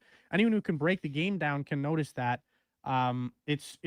There's no one else that can do it in the game other than maybe Nathan McKinnon. Did you see that? Different. Did you see that skating clinic he put on in that video? Oh, it's a clinic. It's a clinic, right? It's his edge work. There are so many other when you watch Connor McDavid, speed, sure, he's one of the fastest guys in the game. But what actually makes him special is so much more than speed. Speed is such a cop-out for what makes Having him special. said that, you've taken the fastest player in the game. There are players who are lost a step in their mid-30s and they can't do what they used to. Of course. And that is a problem. Not mentioning any names, but that is a problem. That is a problem for players who rely on speed. When they start to lose their speed, then it starts to go slow, then it starts to go. When your player's never fast to begin with, and you're not used to playing with speed like Corey Perry, it's irrelevant. Right. Like, there's a reason that some guys can hang around because they never had speed in the first place. Right. I'm interested in, and I understand what I'm saying. I do. I'm aware. I think that I'm going to watch Frederick and Max Jones this preseason because Frederick came at great cost and has a big contract. Jones is basically a waiver guy, but I'm going to be interested to see how Mike Babcock handles those two players. That'll be interesting. I mean, there's going to be a lot of guys competing for their third and fourth line spots. Mike Babcock's a guy who just if he likes your playing style, he's going to play you. Like, you can look back at his past guys. He played some really slow forward. It's just about. But he's been loyal to them. Yeah, it's about can you get him on the forecheck to the ability that he wants you to get him on the forecheck on. I think is what ultimately it comes down to for his bottom six. Yeah, absolutely played favorites. Patrick Marleau can score it all, and he's playing with Matthews, so it does happen. All right, 118 on the way. We're going to talk more about the bonus. We're going to talk about football as well. Else off this week, so kind of quiet, but we'll talk a little CFL as well. And don't forget, we have that nice little trivia for you. And something from Cam. Take care before 2. Lowdown Lowtide on Sports 1440 on YouTube. Brought to you by Wolf GMC Buick. When your project can't afford downtime, call Japa Equipment Rentals.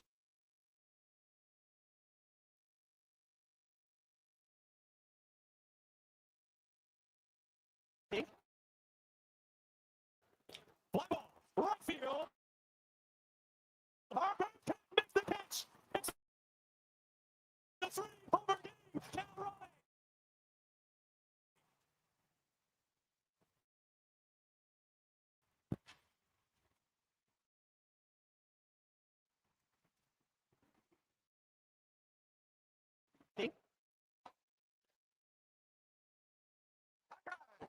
Right field.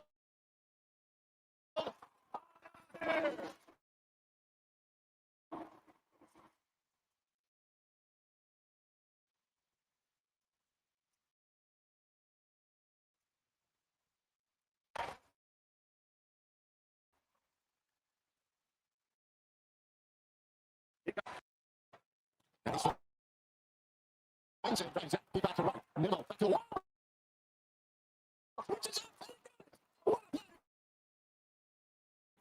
No. And Swenson brings that kick out for right. Middle, back to the wall. Switches up, right into it. What a play by Brendan Nichols.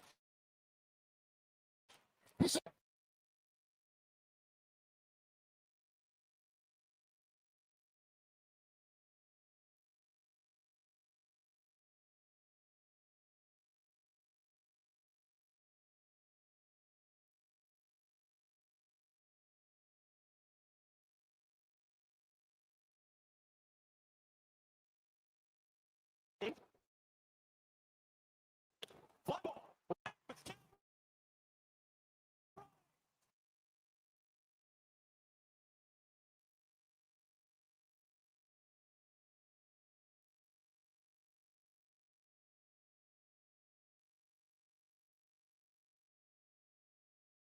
on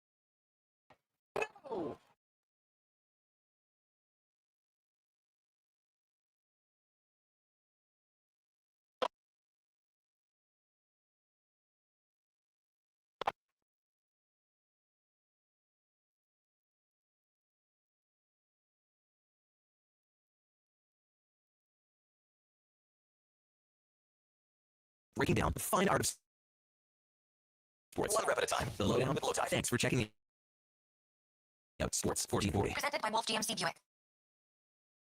We're making it easy. WolfGMCBuick.com.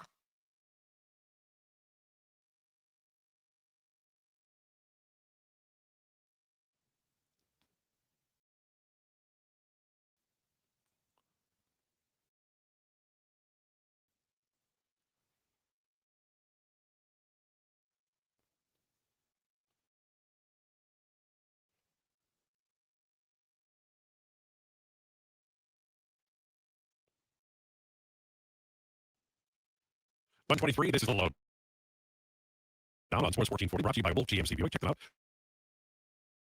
WolfGMCBuick.com. It is Train Tuesday. Don Pardon.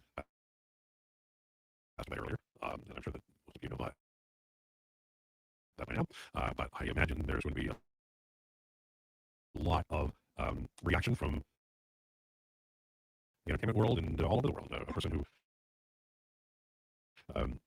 lived by her good works and didn't draw attention to herself, but did so many good things that she became famous for that as well. By the way, I want everybody to give me credit for not being the coughing person today. My apologies. Well, no, I didn't point it out, even though. Yes. Well, you kind of did that. Well, I was looking at you. Yeah. I mean, I kind of gave it on. So I'm going to go around the room. And I'm going to ask the question. We'll start with Declan. And then pointed at me. I went up. Oh, did you? Yeah. Then I used this finger. That Use could be another even shaped in an L. Loser. That's true. I'm about to cough. Declan, what is, from the NHL offseason, what was the biggest impact move, and it could be anything on or off the ice for any franchise? What was the biggest impact move this summer for you? Well, it's twofold, and I think it's kind of the obvious answer, but it's obviously one. Philadelphia just making the offer sheet for Leo Carlson, resetting the market in terms. And then obviously Anaheim saying, no, this is our guy. We need a reliable 200-foot center who can be that guy, matching the offer sheet, risking depleting their team at the behest of having Leo Carlson come back. But I just think it's really more about the trickle effect that comes down from Amen. the I agree. offer sheet that big. It's a great one, and you're not wrong. All right, Josh. Yeah, that one's probably number one with a bullet. So, and like probably not a particularly close second, but second to me would be Brady Tkachuk to Florida. Yeah. It was, it was telegraphed. I mean, the way the Olympics went down and the way the world is now,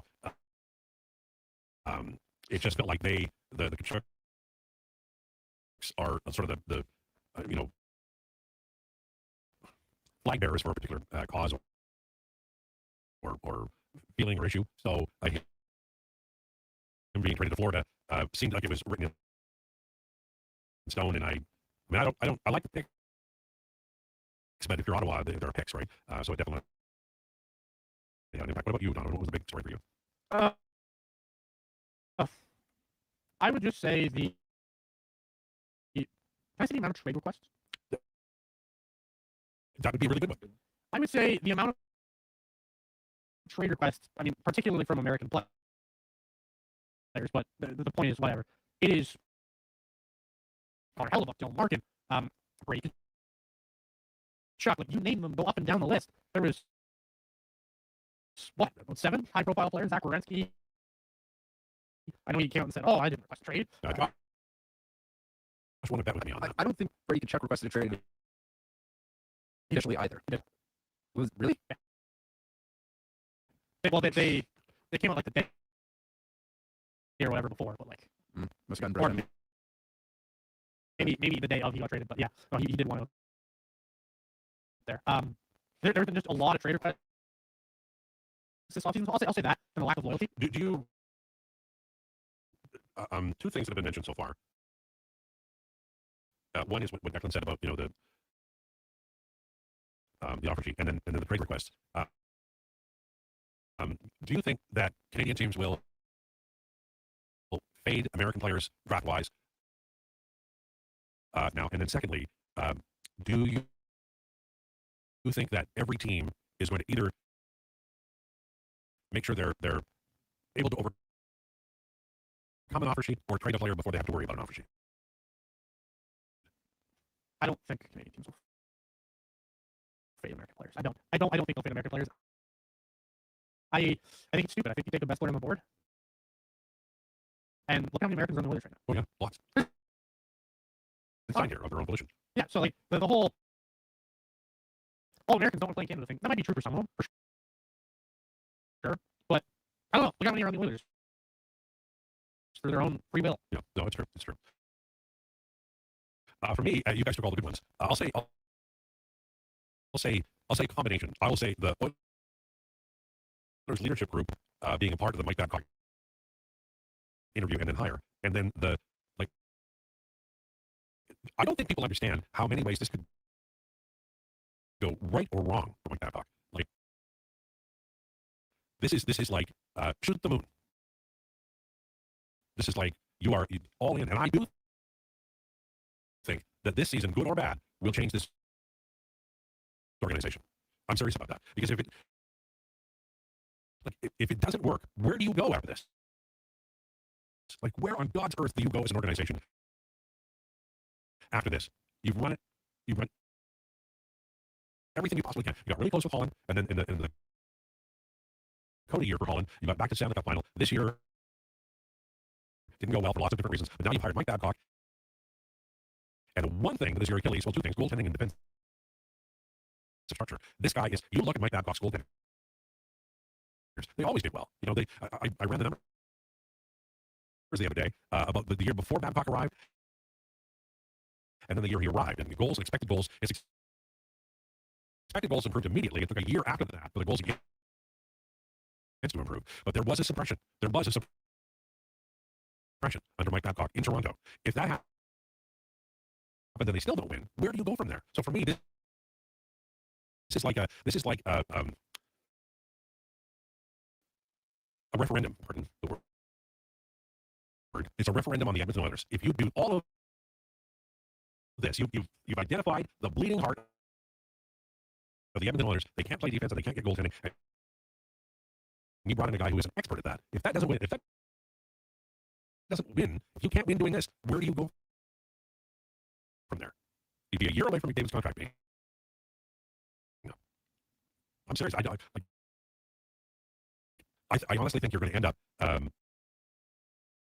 mirroring a different style of management and a different style of coaching if this doesn't work. This is like Last Dance Mexico. You've got a famous general manager, you've got a famous coach, and you've got the discipline and the suppression that you wanted all along. And if this doesn't work, if they can't hold the defensive structure, they've had it before, they couldn't hold it. Todd McLellan tried. So did every coach who got here, and they couldn't hold it. If they can hold it this year, I think they'll win the Stanley Cup. Can they? I think my Babcock story and the way he got here, like this wasn't Daryl Cates saying, as far as we know, this wasn't Daryl Cates saying, "Well, that's it. I'm hiring the hardest screw to ever walk a turn at Shawshank." He didn't do that. This was apparently the players saying, "We want to talk to Babcock," and then they did, and they liked what they heard, and apparently it was very frank with them. So I think it's a big story. Do we want to approach this thing? What thing here? Sorry, I'm not looking at the text line at this current moment. Um, Are we trusting this Eagle report? Is there a new Eagles report? No, Jonah. Oh, hold on. Toronto Star writer. Oh, that. I heard Eagles. Yeah, well, that's a fair. Either Eagle or Eagles is me. But we could touch on that. You guys want to touch on the Ron McLean thing? Or do you want to leave it for another day? I'm in. Let's talk about it. Okay, this is Jonah Siegel, sports media and streaming. Toronto Star writer, radio, TV guest, daily sports media breakdown. 9,000 followers. Said rumblings. Sounds like Ron McLean will return to Rogers Saturday night hockey, barring the unforeseen. Same time, neither Elliott's or Kevin's contracts will be finalized as of yet. Some talk about one or both seeking to do work with Amazon too. Nothing done with either. So it's a little bit vague with the rest of them, but it does sound like Ron McLean is returning for another year. Canadians have opinions about many things, this as well. Initial thoughts based on a report, we do not have confirmation. Well, I think it's a catastrophic mistake, assuming that that is indeed true. I thought the whole point of this was to start anew and kind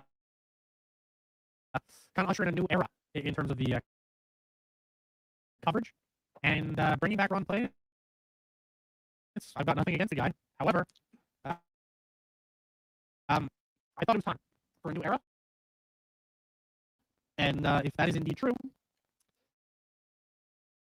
it's disappointing would be the word I would use. Declan. Yeah, I am not necessarily opposed to bringing back Ron McLean, but doing it once again at the behest of, like with Elliott and Kevin's contracts not being finalized and that being up in the air, that's where the issue lies for me, much to the point of what Donovan just said about, ushering in a new era. Yeah. It's interesting. Now, they didn't release it themselves. Josh, your thoughts? Ron McLean should probably have been third on the list of those three guys of contracts to get on top of when, we're talking about the new era. Like, I can't imagine they would want to lose Bieksa at all. It's fascinating. He should have been the first one to sign. Because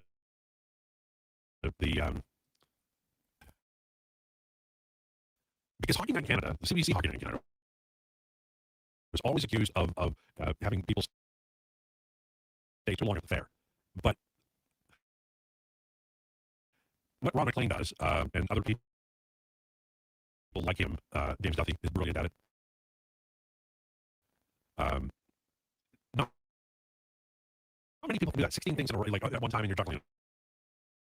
It's very difficult to do. But based on what we thought was going to occur, it looks like it's possible Kelly Rudy's the only guy out, and the other two, it sounds like they might be looking for, maybe to work at another network, kind of up in the air a little bit. But I think that Donovan's point is relevant here, where if you were looking to put a new face on the coverage, this would not be it.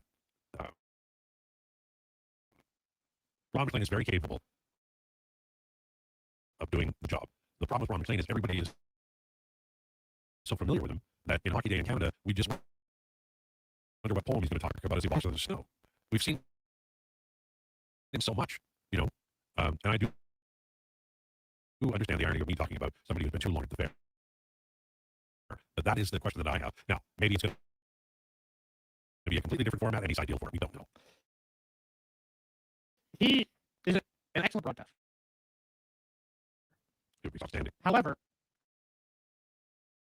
at some point, it's just time to look at your broadcast personally and go,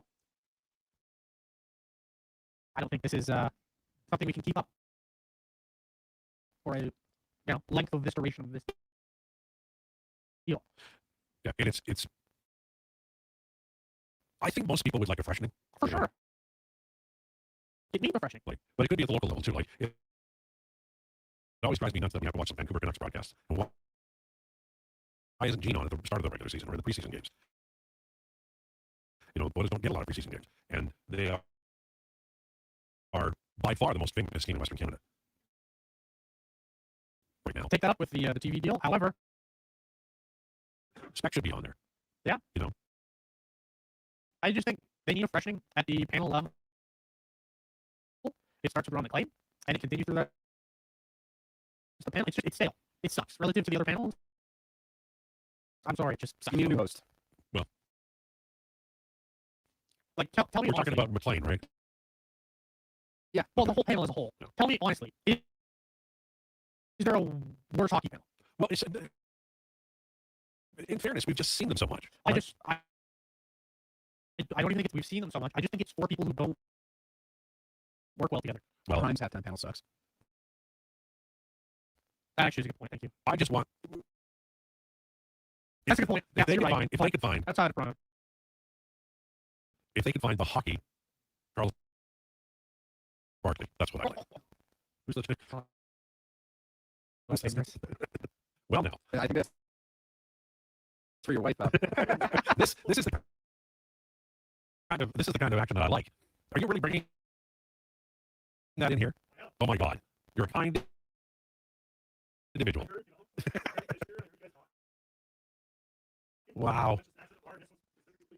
Oh my God, you are very kind. My day has been made.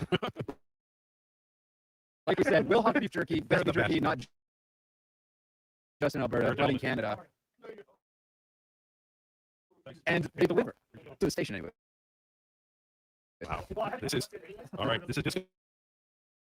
I mean that I bitch and moan more about everything that I don't have. This is ideal. I want Karen to know at least half of this pack is coming home. Maybe. Okay. All right. Well, no, Sports 1440 on YouTube. Brought to you by Wolves. GMC Buick. Mr. Rooter cries like a little tiny baby child. Hey, Mr. Rooter, you've got a package from Mrs. Rooter. Oh, the card says, thank you for our unbreakable bond. You're the pro press fitting to my copper pipe. What's in the package, Mr. Rooter? Oh, let's see. It's a Columbus 2000 spun wrench. She knows I'd never buy one for myself. Just like dealers. It's glowing over 3 with Mr. Rooter. I love this one. Until that rookie scratcher custom wheels, Evolve Wheels and Tires uses premium touchless equipment designed to protect your wheel and tire investment. Trust the enthusiasts at Evolve Wheels and Tires, Edmonton's premium wheel specialists. Evolve your ride, evolve your experience. Whether you're a craft beer connoisseur or more of a wine aficionado, there's always something new to discover at Sherbrooke Liquor, a unique family-owned independent liquor store.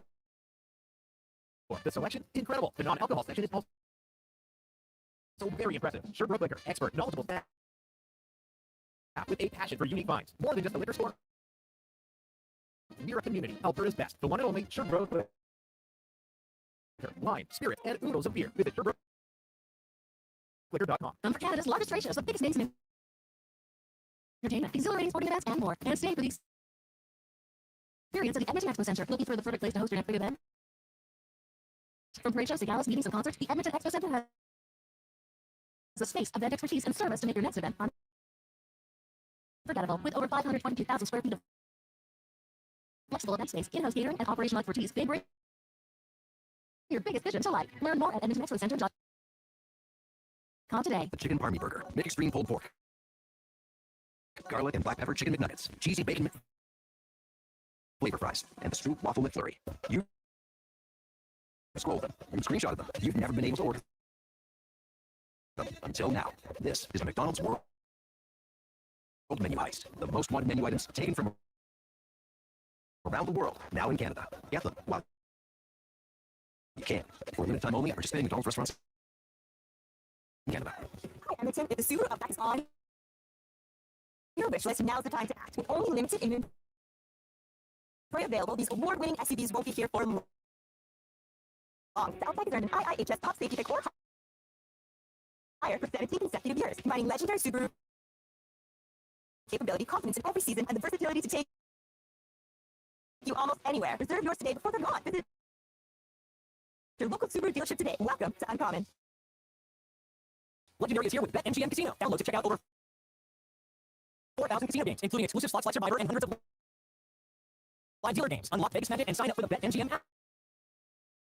See BetMGM.com for terms. 18 plus. Alberta only. Please play responsibly. Subject to eligibility requirements. If gambling is affecting your mental health or well-being, 211 Alberta is here to help. Call or text 211 or visit ab.211.ca. BetMGM operates pursuant to an operating agreement with the Alberta iGaming Corporation. Standard message and data rates may apply.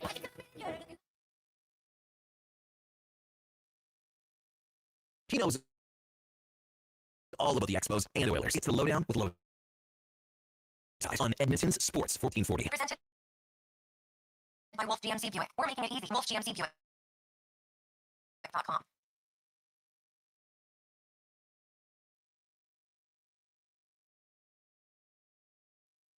Sports 1440 Trying Tuesday, brought to you by Wolf GMC Buick. As we notice that Dolly Parton passed away today. Rest in peace. Another fantastic artist and human being. 142, it is time for declinations. Brought to you by the Edmonton Elks. The first half's done, the Elks are just getting started. Lock in your 5-game ticket pack and receive a $25 voucher. Your Elks, yours at goelks.com/tickets. Our city, our year. Before we go to declinations, just want to pass along. This is Cam Tate.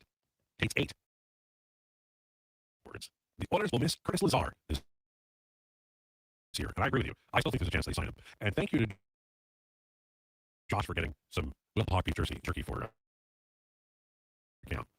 It's my genuine pleasure.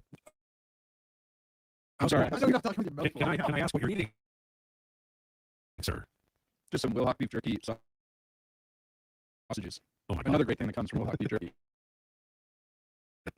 Only available in Leduc, just so you guys know. Do you this is the first time you talk while eating on the air, I believe. Yes. It's a good look for you. I think people won't misunderstand your voice compared to Declan's. This has got to be true. You've got to have some. Are you okay? All right. I'll let you joke for a second. Okay. He may well be. All right. So, it's damn good though. Okay. So, all right. Connor, are you ready? Your fantastic Sports 1440 hat on? Yes, I am. Haven't been running around with the grin yet, I don't think. What the hell are you doing? I know you're holding it up like it's a... Like it's a peace sign. All right. Okay, Connor, let's go. All right. Well, start in the NHL. Which 5 goalies led the NHL in wins in the 80s? Oh, 80s. Okay, so Grant Fuhr. Ron Hextall, Billy Smith. 5, you said? 5. Pete Peters. And, oh gosh. Patrick Roy. Ditto? Can I just say ditto? It's the same answers as Al. Anybody want to change up their answers? I'm not going to change up my answer. I'm too concerned with the turkey. Right now. Honestly, I don't think I could confidently name you like that. I could not confidently name you that answer on my own, so I copy Al. Just copy paste. Straight in there. Like he lived through that era and do it very well. So I probably got one right, boys. Don't care. Already. Yeah, you got one right. Nice. Grant Fuhr. Grant Fuhr is correct. So Michael Ute led the 80s wins, 293. That's incredible. And you Moog. Oh, I forgot Moog. Twins Legends at 2. Grant Fuhr at 3. Mm-hmm. Pete Peters. I got that one. Yeah. Pete Peters. And Tom. So. Oh, Tom Barrasso. Tom Barrasso. Right, yeah, he had a good run. Too. All the guys I mentioned also had good runs. Believe you. Just not as good as those guys. Tater is. Does he need water at all? He's got water. Okay, Right? yeah. Yeah. We're trying to get her down. But it's not going well. All right. Well, you're doing a hell of a run on this thing. How many pieces? How many pieces did you take? 9. Okay. All right. Question 2. All right, in the NFL, what team that played 160 games during the 2000s allowed the fewest sacks? Oh. 160 games. So from like 2000 to 2010. 2009. I specifically asked that because the Texans played 145 games, I think. And obviously they're have below, so they played the Like you did that. Ooh, no. I'm just waiting for Declan. Sure. I'll say the Pittsburgh Steelers. Well, that's a good answer. I think Big Ben got sacked a lot. What about the Patriots? That was kind of where my mind went first. Just they were the staple of consistency. Could it have been the Colts, and that's why Peyton Manning threw all those interceptions was because he was getting choked out in the pocket. Don, is your mind going somewhere? I'm trying to marinate on this for a second. What was the question again? Oh my God! Which team? Played 1,060 games from 2000 to 2010 allowed the least amount of sacks. 2009. Honestly, I am going to go with the Patriots. Me too. It's boring, but He tells me it's not the New Orleans Saints. If we cut you right now, you'd bleed Wilhock bleed beef jerky. That's Yes, what I you would. would in a short space of time.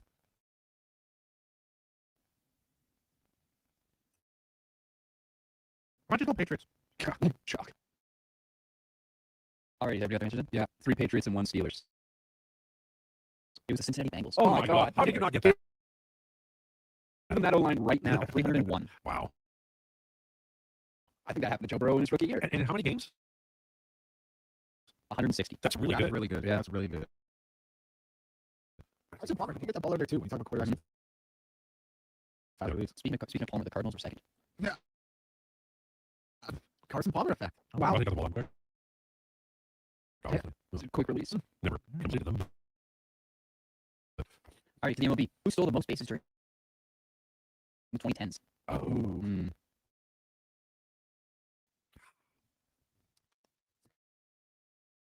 Good question. Well, people thought it would be Billy Hamilton. He didn't play enough. But he didn't play enough.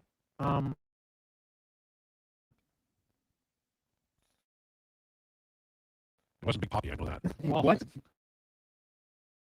That's I'm a shocked. No, I think he was second.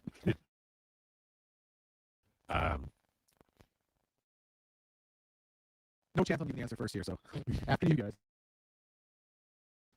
What man? Who's fast on the Cardinals? I actually have a name in mind, but I don't want to say it in case it's crazy. So I'm going to wait for you guys to go first. What, it was 2010s? Yeah, 2010s.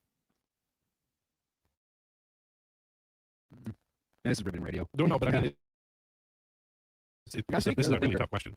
So we'll do a little dance, make it low, get down tonight, and then we'll have our answer. I can give you how many stolen bases they have. Sure, that No, would why not? 330. So that's an average of like 33 a year, which is a lot during that. That is a lot. I don't care. I'm pulling from deep. My answer was my favorite team last time, so Mike Trout. Give it to me. Oh, there you go. Give us lightning fast. Won all the World Series of the Tens. Giants. Giants. Astros won a couple.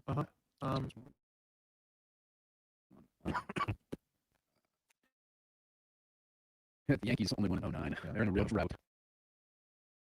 Franchise won in 2016. That's right. Cleveland didn't win. Yeah, I don't remember like Actually, such a tough. like I don't remember a speed burner leadoff hit during that era. That's what's I'm familiar with it too. I'd say Yeah, you know what that means? It was 6 Otis Nixon or something like that. But I don't remember anybody from that era who was like that.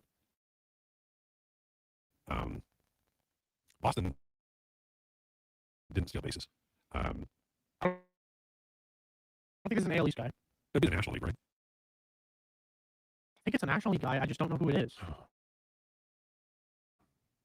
Good Trey Turner get drafted. Maybe he just stole enough bags in like the first 4 years of his career or something. 5 years. That's an interesting name, but he wouldn't have played the whole decade. No, but if he played I think he came in just in time for the World Series. Oh, so 19. Was Altuve ever fast? I don't think he was I was fast thinking enough for that. Altuve, but obviously I was thinking that as a non-baseball guy. I don't think he was fast enough for that. I actually have no idea. I got nothing. Honestly, Actually, D Gordon might be up there. I'll say Trey Turner. 'Cause I don't know. I'll just say Jose Altuve. I changed my answer to D Gordon instead of Mike Trout. I'm just gonna say D Gordon because I've got nothing better. It is D Gordon. Oh, that's a hell of a ball. That is a hell of a ball. He wasn't even crossing my mind. I forgot about D Gordon. That's a hell of a ball. Nicely done. Was Altuve close? I don't think so, but I didn't actually pay attention to where he was. Not a ball knower. Get to the basketball questions. Alrighty. Who led the NBA with most free throws attempts during the 90s? Oh, ooh. Man, that's good. That's a good question. Karl Malone. Oh, yeah, man, that's a good one. That's so nails. Because he just works so much in the low post. Oh, I love that answer. I'm copying. I'll go Karl Malone. Somebody tells me I should probably Say Karl Malone. say Karl Malone. Watch Karl Malone's end up being number 2. Yeah, behind I think Barkley. maybe could be the dream. It's gotta be a big guy. Yeah. So we're all saying Karl Malone. Yeah. I got bad news for you guys. Here's Karl Malone. Ah, there we go. All right. Yeah. He's on a 2-part lead. Alright, and the random question today.